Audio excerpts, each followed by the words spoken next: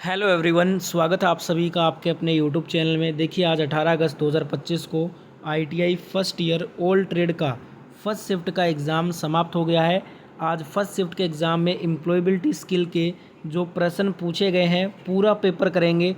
1 से 25 क्वेश्चन जो पूछे गए हैं एम्प्लॉयबिलिटी स्किल के फर्स्ट ईयर एग्ज़ाम में ओल्ड ट्रेड के अंदर, वो सारे प्रश्न मेरे पास आ चुके हैं और आगे भी बिल्कुल ऐसा ही पेपर आएगा। जिनका 19 तारीख और 20 तारीख को एग्ज़ाम है फर्स्ट ईयर ओल्ड ट्रेड में, किसी भी ट्रेड में, तो आप ये सारे प्रश्न याद कर लो, क्योंकि आपके एग्ज़ाम में आपका जो शिफ्ट होगा, आपके शिफ्ट के एग्ज़ाम में बिल्कुल यही प्रश्न रिपीट होके पूछा जाएगा। तो पूरा पेपर लास्ट तक देखना है, एक भी प्रश्न को स्किप मत करना, वीडियो को बीच में छोड़कर मत जाइएगा, पूरा वीडियो एंड तक देखिएगा और ये सारे प्रश्न याद कर लीजिए। तो चलिए शुरू करते हैं आज का पूरा एम्प्लॉयबिलिटी स्किल फर्स्ट ईयर का पेपर।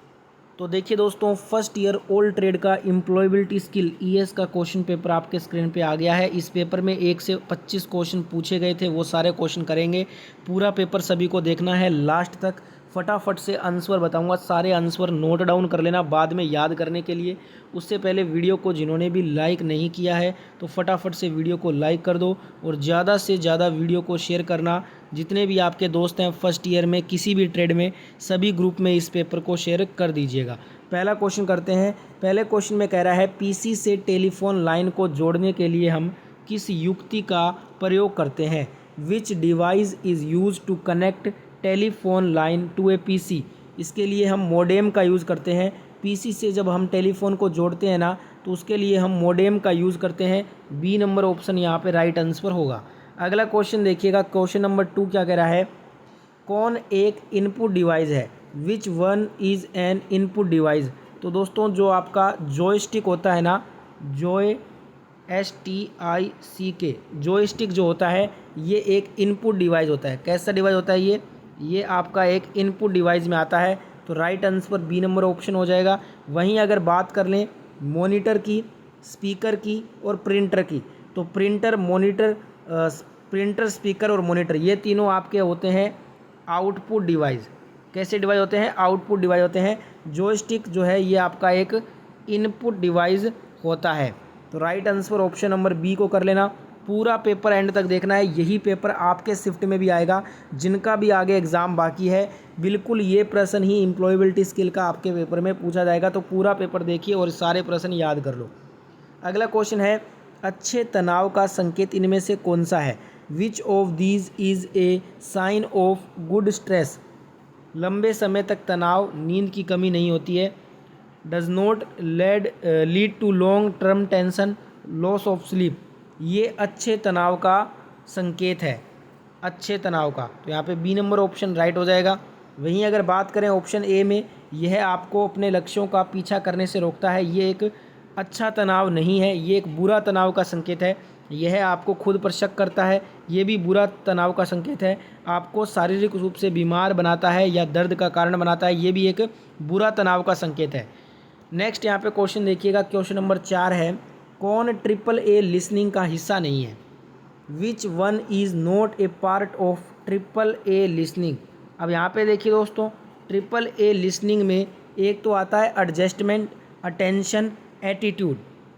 एडजस्टमेंट, अटेंशन, एटीट्यूड, ये तीनों आपके ट्रिपल ए लिसनिंग का हिस्सा होते हैं। एंजाइटी जो है ना, ट्रिपल ए लिसनिंग में नहीं आता है। तो यहाँ पे right answer option number B होगा इस क्वेश्चन का। अगला क्वेश्चन क्या कह रहा है, कौन सा सकारात्मक दृष्टिकोण का परिणाम नहीं है? Which one is not the outcome of positive attitude? तो देखिए, पॉजिटिव एटीट्यूड में आपका उत्साह है, रचनात्मक, समस्या को सुलझाने का रवैया यानी कि problem solving attitude, creativity, enthusiasm, ये तीनों ही सकारात्मक दृष्टिकोण के परिणाम हैं। आउटकम ऑफ पॉजिटिव एटीट्यूड में आते हैं ये तीनों। बचा क्या? बोर्डम, जो उदासीपन होता है ना, ये आपका सकारात्मक दृष्टिकोण का परिणाम नहीं है। तो यहाँ पे D number option right answer हो जाएगा इस क्वेश्चन में। अगला क्वेश्चन करते हैं। अगले क्वेश्चन में कहा है, गोल्स आर कैटेगराइज्ड एज, लक्ष्यों को किसके रूप में वर्गीकृत किया गया है? तो देखिए, लक्ष्यों यानी कि गोल्स को कैटेगराइज किया गया है short term and long term में, अल्पकालिक और दीर्घकालिक में इसको वर्गीकृत किया गया है। तो यहाँ पे राइट आंसर हो जाएगा ए नंबर ऑप्शन राइट आंसर होगा। अगला क्वेश्चन क्या कह रहा है, खालिस्तान एक व्यक्ति के रूप में आपके पास मौजूद क्षमताएं और गुण हैं जो आपको जीवन और करियर में अच्छी तरह से बढ़ने में मदद करते हैं। Dash are the abilities and qualities you have as a person that help you grow well in life and career. इसको बोला जाता है पर्सनल स्ट्रेंथ, व्यक्तिगत ताकत इसको कहा जाता है। ए नंबर ऑप्शन यहाँ पे राइट आंसर होगा इस क्वेश्चन में।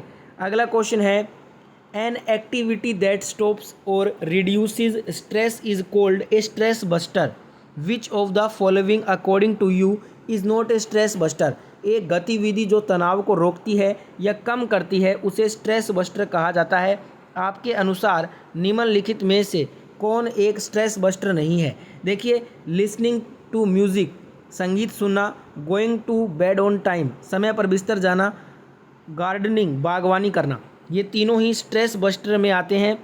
वहीं सी नंबर ऑप्शन में कहा है spending long hours thinking about the problem, लंबे समय तक समस्या के बारे में सोचते रहना, ये एक स्ट्रेस बस्टर नहीं है बल्कि ये हमारे तनाव को और ज़्यादा बढ़ाता है। तो यहाँ पे C number option right answer हो जाएगा। पूरा पेपर देखना है, एक भी क्वेश्चन को यहाँ पे आपको स्किप नहीं करना है। जो प्रश्न स्किप कर दोगे वही पेपर में आएगा और बाद में पछताओगे। इसलिए आपके शिफ्ट में ये सारे 25 के 25 क्वेश्चन हूबहू रिपीट होंगे, तो सारा पेपर याद करके ही जाइए। अगला क्वेश्चन क्या कह रहा है, एक अच्छी बिक्री के 4P प्रोमिस, पिक्चर, पिच, चौथा पी कौन सा है वो बताना है। चौथे पी को बोलते हैं प्रूफ, चौथा पी है प्रूफ है, ठीक है। तो यहाँ पे राइट आंसर हो जाएगा proof, B number option will be the right answer.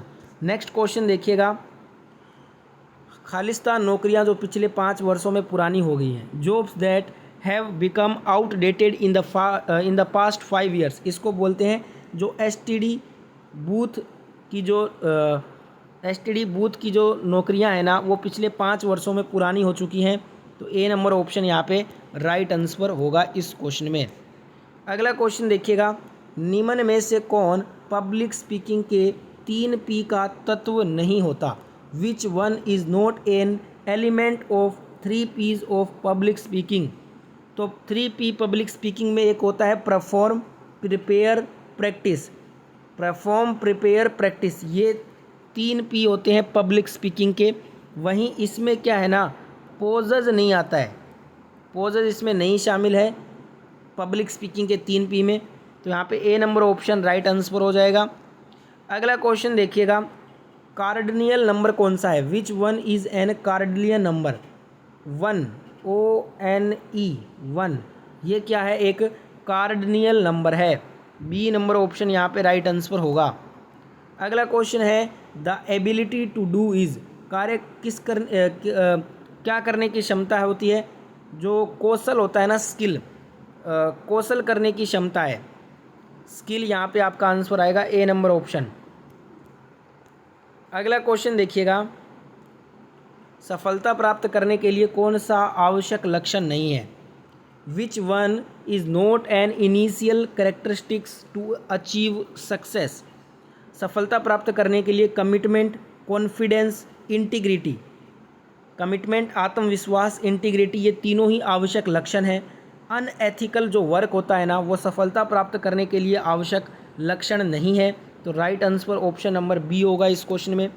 Video में आगे बढ़े उससे पहले जिन्होंने भी वीडियो को अभी भी लाइक नहीं किया हुआ है, तो आपके लिए इतना मेहनत कर रहा हूँ, तो सभी प्यारे दोस्त एक बार वीडियो को एक साथ लाइक बटन दबा दीजिए और जितना ज़्यादा से ज़्यादा हो सके शेयर करना, सभी दोस्तों की मदद करने के लिए। जितने भी आपके फर्स्ट ईयर के दोस्त हैं, जिस भी ट्रेड से हैं, सभी तक ये पेपर शेयर कर देना, हर ग्रुप में ये पेपर शेयर कर देना, क्योंकि यही पेपर आपसे पूछा जाएगा आपके शिफ्ट में। अगला क्वेश्चन करते हैं, एक जैसी स्थिति वाले लोगों के साथ एक जैसा व्यवहार किया जाना चाहिए। Same situation people should be treated in the same way, इसको बोला जाता है इक्विलिटी, समानता इसको कहा जाता है। तो यहाँ पे राइट आंसर हो जाएगा आपका ए नंबर ऑप्शन राइट आंसर होगा। अगला क्वेश्चन क्या कह रहा है, ग्रुप डिस्कशन में दिए गए अभिव्यक्ति का सही संदर्भ चुनिए। Choose the correct context of the given expression in group discussion. Excuse me, I would, interrupting आएगा। क्या आएगा यहाँ पे, इंटरप्टिंग। ए नंबर ऑप्शन यहाँ पे राइट आंसर हो जाएगा इस क्वेश्चन में। अगला क्वेश्चन है छोटी दूरी के लिए किस नेटवर्क प्रकार का प्रयोग करते हैं। For short distance which network type should be used. इसके लिए हम लैन का यूज़ करते हैं। लैन का मतलब होता है आपका लोकल एरिया नेटवर्क। क्या होता है? लोकल एरिया नेटवर्क होता है। ठीक है। लंबी दूरी के लिए हम वैन का यूज़ करते हैं। किसका? वैन का। वैन का मतलब होता है वाइड एरिया नेटवर्क। अगला क्वेश्चन है जब कोई थैंक यू यानी कि धन्यवाद कहता है तो हमें जवाब में क्या शब्द कहना चाहिए। When someone says thank you we should reply and say it your welcome. आपका स्वागत है, ये हमें कहना चाहिए। सी नंबर ऑप्शन यहाँ पे राइट आंसर होगा इस क्वेश्चन में। अगला क्वेश्चन है इनमें से कौन स्वॉट का फुल फॉर्म है। स्वॉट का फुल फॉर्म होता है स्ट्रेंथ, वीकनेस, अपॉर्चुनिटी, थ्रेट। तो यहाँ पे राइट आंसर हो जाएगा B number option should be the right answer of this question. Next question है सफल लोग असफलता को कैसे संभालते हैं। How do successful people handle failure. सफल लोग they learn from their mistakes. वे अपनी गलतियों से सीखते हैं। ठीक है। ए नंबर ऑप्शन यहाँ पे राइट आंसर हो जाएगा इस क्वेश्चन में। अगला क्वेश्चन है a person with a growth mindset is always willing to. एक विकास मानसिकता वाला व्यक्ति हमेशा किसके लिए तैयार रहता है। ग्रोथ, चेंज और लर्न। बढ़ो, बदलो और सीखो के लिए तैयार रहता है एक विकास मानसिकता वाला व्यक्ति। बी नंबर ऑप्शन यहाँ पे राइट आंसर होगा इस क्वेश्चन में। अगला क्वेश्चन है हार्ड स्किल, कठिन कौशल बोलते हैं 60 WPM राइटिंग स्पीड को। किसको? राइटिंग स्पीड को। तो यहाँ पे राइट आंसर हो जाएगा डी नंबर ऑप्शन। अगला क्वेश्चन देखिएगा। नेक्स्ट क्वेश्चन है dedication to a particular work is called. किसी विशेष कार्य के लिए समर्पण को कमिटमेंट क्या कहते हैं? कमिटमेंट कहा जाता है। ए नंबर ऑप्शन यहाँ पे आपका राइट आंसर हो जाएगा।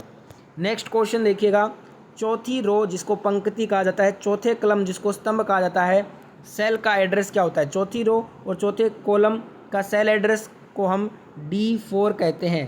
क्या कहते हैं? D4। Right answer option number C हो जाएगा। एम्प्लॉयबिलिटी स्किल के फर्स्ट ईयर ओल्ड ट्रेड का लास्ट क्वेश्चन नंबर 25 है इनमें से कौन सा सही नहीं है। Which of the following is the not a true. देखिए ग्राहकों की ज़रूरतों पर ध्यान केंद्रित करके विश्वास स्थापित करें न कि अपने उत्पाद पर। यह सही स्टेटमेंट है।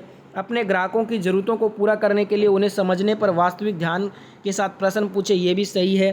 केवल प्रासंगिक प्रश्न पूछें, आस्क ओनली रेलिवेंट क्वेश्चंस, ये भी बिल्कुल सही है।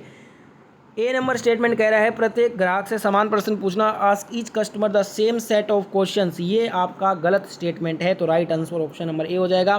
तो ये था ITI फर्स्ट ईयर सभी ट्रेड का आज का एम्प्लॉयबिलिटी स्किल का क्वेश्चन पेपर। आई होप ये सारे प्रश्न आपने याद कर लिए हैं।